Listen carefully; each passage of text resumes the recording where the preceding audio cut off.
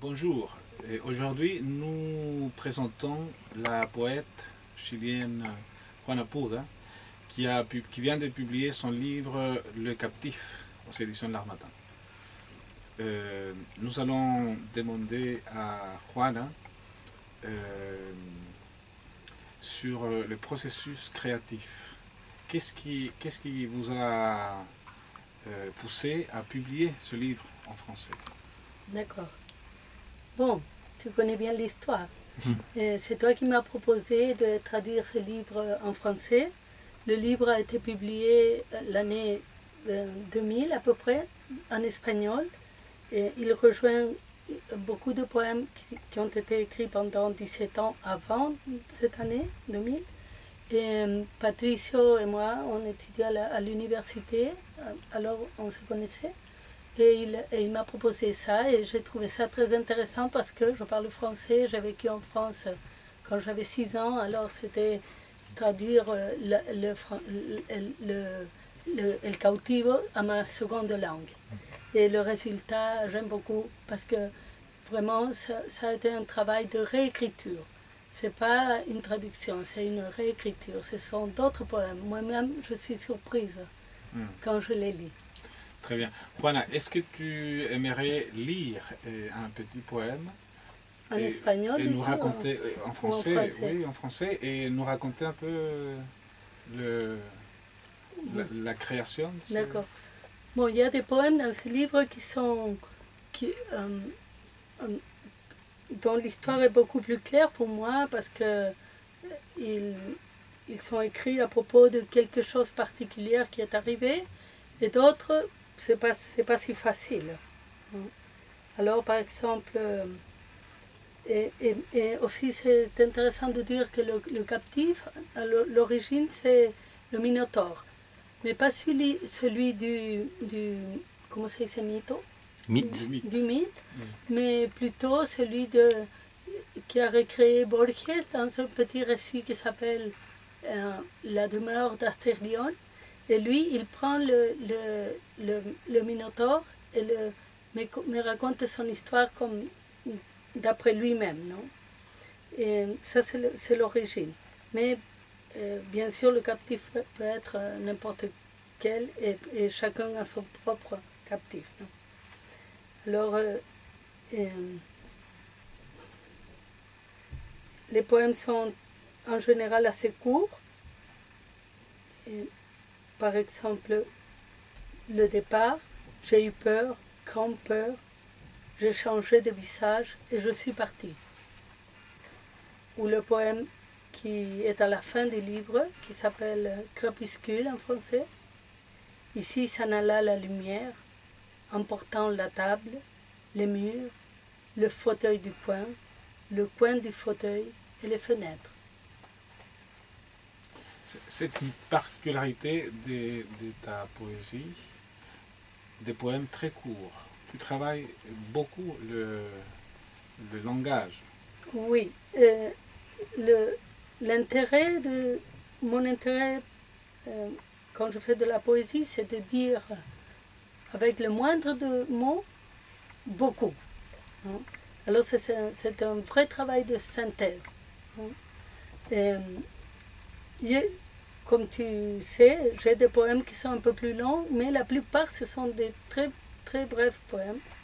Et je mets beaucoup de temps à les dépouiller. À les dépouiller, à les débarrasser de tout ce qui n'ajoute pas du sens et du rythme au poème. C'est ça. Très bien. Dis-moi. Et Juana, toi aussi, tu as une formation en tant que linguiste. Tu as fait un doctorat. Et comment tu fais la synthèse, comment tu rejoins les deux, l'activité poétique et ton activité académique?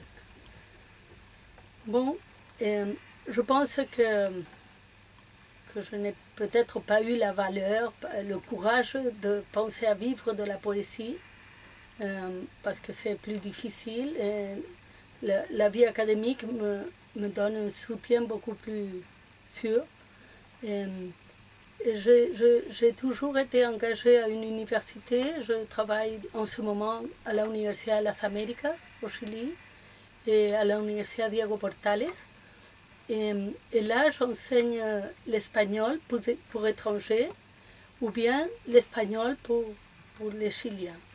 Et je crois que dans le fond, ce qu'il y a de commun entre la poésie et mon affaire, mon travail comme linguiste, c'est la créativité. Je crois que je suis une personne très créative et que la créativité se manifeste partout. Par exemple, la thèse. Oui, et tu as fait une thèse sur l'atténuation. Et c'est une notion que toi-même tu as expérimentée. Oui, c'est ça.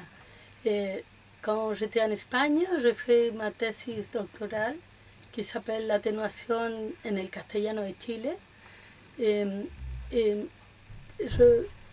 quand je suis arrivée en Espagne, j'ai eu un peu peur parce qu'il y avait un grand département d'espagnol d'Amérique. Il y avait beaucoup de livres, beaucoup de choses que je ne connaissais pas. Et j'ai pensé, je n'arriverai pas à lire tout ce que je devrais lire et à écrire un bon travail. Par contre, tous ces professeurs qui sont là ne connaissent pas l'Amérique, n'ont jamais été, et personne ne va me dire, moi, comment on parle l'espagnol au Chili. Et quand on était là avec, avec d'autres personnes d'Amérique latine, on ressentait la dureté de l'espagnol d'Espagne comme quelque chose qui nous frappait personnellement. Alors j'ai dit, ce sujet-là, c'est ce que je vais étudier, parce que c'est la linguistique, mais dans la vie, non? Et c'est pour ça, le résultat, c'est un travail un peu anthropologique, un peu sociologique aussi,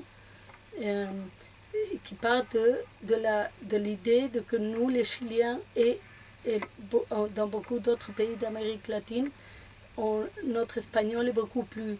On parle avec une voix plus douce, on n'est pas si impositif, on n'est pas si direct, beaucoup plus indirect, c'est ça le mot. Et on dit qu'on utilise beaucoup plus de diminutifs, par exemple, beaucoup plus d'euphémisme.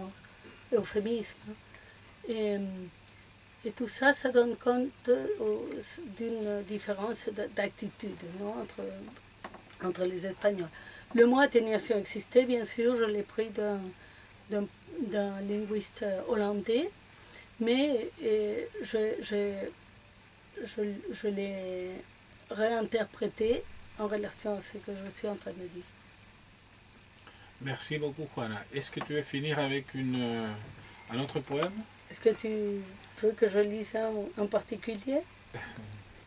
Non, c'est toi. N'importe lequel. Oui. C'est marrant de lire des poèmes, hein. C'est une expérience nouvelle. Ah, oui. Et je vois par exemple que beaucoup de mes poèmes